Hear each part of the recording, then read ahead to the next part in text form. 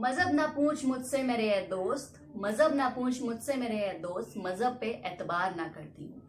क्योंकि अगर मैं अपने भगवान पे यकीन करती हूँ तो तेरे अल्लाह पे भी भरोसा करती हूँ। नमस्कार, मेरा नाम है भूमिका राठी। आप सभी का स्वागत है हमारे चैनल हिंदी टीवी पर। अगर आप हमारे चैनल पर नए हैं या फिर पहली बार मेरी वीडियो देख रहे हैं तो हमारे चैनल को जरूर सब्सक्राइब कर लीजिए और हाँ, वो बेल आइकन दबाना बिल्कुल ना भूलें, ताकि अगर कोई भी नई अपडेट आती है, कोई भी नई वीडियो आती है, उस सबसे पहले आपके पास पहुंचे।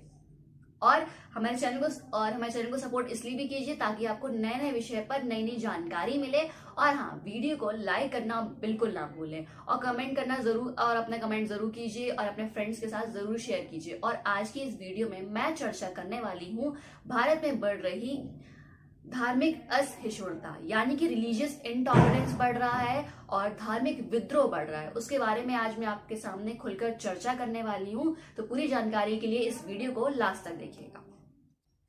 असहिष्णुता किसी दूसरे व्यक्ति के जाति, धर्म और परंपरा से जुड़े व्यक्ति के विश्वासों, व्यवहार व प्रथा को मानने की अनिच्छा। ये हमारे समाज में उच्च स्तर पर नफरत, अपराध और भेदभाव को जन्म देता है। ये किसी भी व्यक्ति के दिल और दिमाग में इनकार करने के अधिकार की इच्छा को जन्म देता है। समाज में असहिष्णुता का जन्म जाति, संस्कृति, लिंग, धर्म और अन्य असहनीय कारणों के द्वारा होता है। अगर सरल भाषा में मैं आपसे कहूं तो इसका मतलब ये है कि मेरा भगवान सच्चा है, यानी कि मेरा ईश्वर सच्चा है और आपका ईश्वर झूठा है। बस यही से शुरू होती हैं सारी समस्याएं। अगर आप मुझसे कहें कि तो धार्मिक सहिष्णुता का मतलब क्या होता है, यानी कि रिलीजियस टॉलरेंस का क्या मतलब होता है, तो इसको समझना बहुत आसान है। इसका मतलब यह है कि हमारे संसार में अनेक सच हैं। ये मेरा सच है, वो आपका सच है। यानी कि अगर मैं कहूं कि मेरा ईश्वर सच्चा है तो ये मेरा सच है, और आप कहते हैं कि आपका ईश्वर सच्चा है तो ये आपका सच है। और हम दोनों को, यानी कि मुझे और आपको, अपना पॉइंट ऑफ व्यू रखने का पूरा हक है। और मैं आपको एक बहुत अच्छा एग्जाम्पल देती हूँ। आपने नाम तो सुना होगा नवाब वाजिद अली शाह का।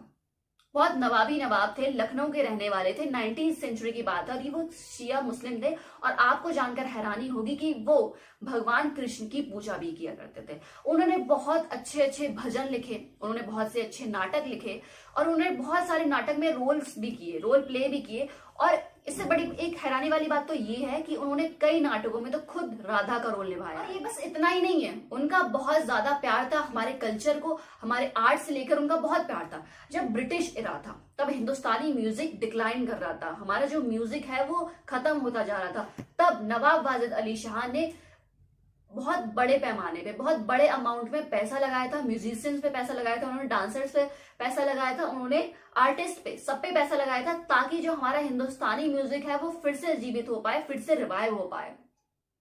और उन्होंने हमारे मरते हुए आर्ट और कल्चर को फिर से रिवाइव किया है, फिर से उन्हें जीवन दिया है।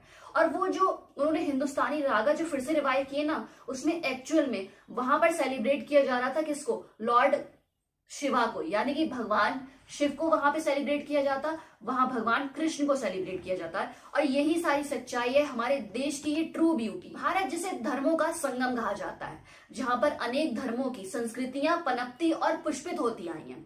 लेकिन आज हर धर्म के लोग यहाँ पर अपने धर्म की मूल भावना से परे हटकर कुरीतियों को धर्म कहकर देश में धार्मिक कटुता का बीज बो रहे हैं। हिंदू और मुसलमान तो गली चौराहे पर मिल जाएंगे, मेरी बात गौर से सुनिएगा कि हिंदू और मुसलमान तो गली चौराहे पर मिल जाएंगे, लेकिन आज एक भारतीय को खोजना मुश्किल हो गया है। देश में अलग अलग जगह पर इस्लामिक और पाकिस्तान के झंडे फहराए जाते हैं। हमारे देश में अलग अलग जगह पर हिंदुस्तान मुर्दाबाद और पाकिस्तान जिंदाबाद के नारे लगाए जाते हैं। जिस देश में खुद खाने के लाले पड़ रहे हैं और जो देश खुद दहशत की आग में जल रहा है, उसके लोग, उस देश के व्यक्ति हमारे देश में क्या कर रहे हैं, ये सोचने वाली बात है। और मुझे तो एक बात ये समझ में नहीं आती कि लोगों के अंदर ऐसा क्या हो जाता है, ऐसा क्या जग जाता है उनके अंदर कि वो अपने देश से, अपने वतन से गद्दारी करते हैं। कुछ समझ में नहीं आ रहा है। हिंदू और मुसलमान की इतनी ज्यादा नफरत बढ़ गई है कि जगह जगह पे सांप्रदायिक तनाव की खबरें आती हैं। और ऐसी परिस्थितियां हमारे देश की आत्मा को झकझोर कर देती हैं। कोई भी धर्म देश में गद्दारी नहीं सिखाता है, कोई भी धर्म की शिक्षाएं मानवता को शर्मसार नहीं करती हैं।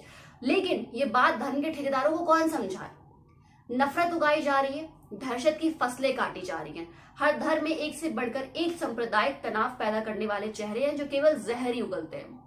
धर्म की राजनीति करने वालों को लोगों से अगर ये नहीं पता होगा कि धर्म का उद्देश्य क्या है, उन्हें ये नहीं पता होगा कि धर्म क्या है, धर्म का आशय क्या है, धर्म का आचरण क्या है या फिर पाप क्या है, कुछ नहीं पता, लेकिन स्वयं को धार्मिक कहेंगे। एक बात और, जो व्यक्ति अपने मातृभूमि से गद्दारी कर सकता है ना, वो किसी भी धर्म या संस्कृति का पोषक नहीं हो सकता। आज पूरे विश्व में आगे बढ़ने की होड़ मची है। कोई मंगल पर जाने की तैयारी कर रहा है तो कोई प्लूटो पर जाने की तैयारी कर रहा है, लेकिन हमारा देश वही धर्म के नाम पर कट मर रहा है। क्या जो लोग ऐसे धार्मिक विद्रोह पैदा करते हैं जिससे देश में आंतरिक लड़ाई पैदा होती है, उन्हें धार्मिक कहा जा सकता है? ये सत्ता लोलुप लोग हैं। किसी भी धर्म से इनका कोई मतलब नहीं है। ना ये हिंदू है, ना ये मुसलमान है, इनका कोई और ही धर्म है। शायद इनका धर्म एक शैतान है, इन्हें शैतान ही कहा जा सकता है। गद्दारों की कोई कौम नहीं होती है। इस देश को धर्मों में बांटने वाले लोगों को ये क्यों भूल जाते हैं? जब कलाम साहब विदा लेते हैं तो पूरा देश रोता है, और जब कसाब को, अफजल गुरु को और याकूब को फांसी होती है तो देश में लड्डू बंटता है।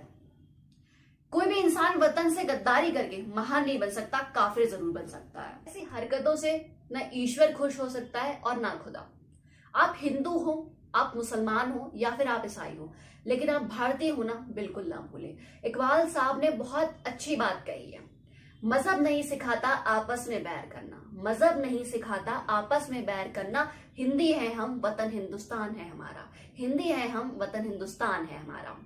हमारा देश कई चुनौतियों से गुजर रहा है और हम अपने देश को डेवलप्ड होते देखना चाहते हैं, लेकिन वहीं अगर हम न्यूज़पेपर पढ़ें या फिर हम कोई न्यूज चैनल देखें तो वहां पर ये लोग हमें डिवाइड करने की पूरी कोशिश पर तुले हुए हैं। जबकि हमारे देश में कई ऐसे सीरियस मैटर है जिन पर बात होनी चाहिए, लेकिन वो सारे मैटर्स नहीं दिखाए जाते हैं।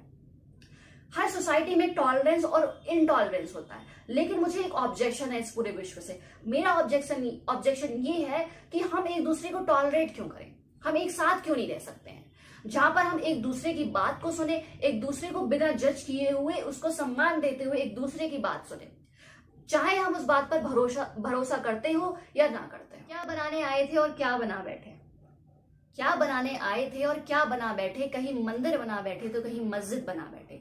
हमसे तो जात अच्छी है परिंदों की, हमसे तो जात अच्छी है परिंदों की। कभी मंदिर पर जा बैठे तो कभी मस्जिद पर जा बैठे, कभी मंदिर पर जा बैठे तो कभी मस्जिद पर जा बैठे। कभी कभार सच में बहुत ज्यादा बुरा लगता है। नफरतों का असर इतना ज्यादा बढ़ गया है कि इंसान ने जानवरों को भी बांट दिया है। अगर गाय है तो वो हिंदू की कहलाएगी, ठीक है, अगर बकरा है तो वो मुसलमान का कहला जाएगा, और यही नहीं, यहाँ तक कि फलों को भी बांट दिया है।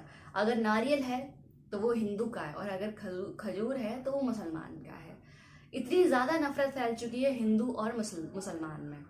जमीन बांटते फिरते हो आसमान बांटो तो माने, जमीन बांटते फिरते हो आसमान बांटे तो माने, अलग किए इंसान बड़े परिंदे छाटो तो माने। जब पैदा हुआ था आदमी तो पता था कि हिंदू है या मुसलमान, मजहब बताओ तो माने। जब खून की जरूरत होती है तो पूछते हो किसका है, दूसरी जाति का खून है तो डॉक्टर को लौटाओ तो माने। क्या कभी आप में से किसी ने ब्लड बैंक में ये सवाल किया है कि मुझे हिंदू का ब्लड चाहिए या फिर मुझे मुसलमान का ब्लड चाहिए? किसी ने नहीं किया होगा। जब मौत के समय भेदभाव नहीं करते हो तब जिंदगी में भेदभाव किस लिए? हम सब एक हैं और हम सब इंसान हैं। देश से वफादारी करने वालों पर मजहब के खुदा को फक्र भी होगा। आइए आप और हम मिलकर देश को मजबूत बनाएं, प्रगतिशील बनाएं, विकसित बनाएं। हम सब एक हैं, एक ही माँ के बेटे हैं। क्या हुआ, हमारे पूजा करने के तरीके अलग हैं। हमारा देश तो एक है, हमारी माँ तो एक है। हम सब मिलकर रहें, अपने राष्ट्र को एक आदर्श राष्ट्र बनाएं, जिसे पूरी दुनिया बोल पड़े, सारे जहां से अच्छा हिंदुस्तान तुम्हारा, सारे जहां से अच्छा हिंदुस्तान तुम्हारा। और हाँ, एक बात और, वो तुम्हें हिंदू मुस्लिम कहकर बताएंगे, वो तुम्हें हिंदू मुस्लिम कहकर बुलाएंगे, तुम भारतीय होने पर अड़े रहना। जय हिंद, जय भारत, वंदे मातरम।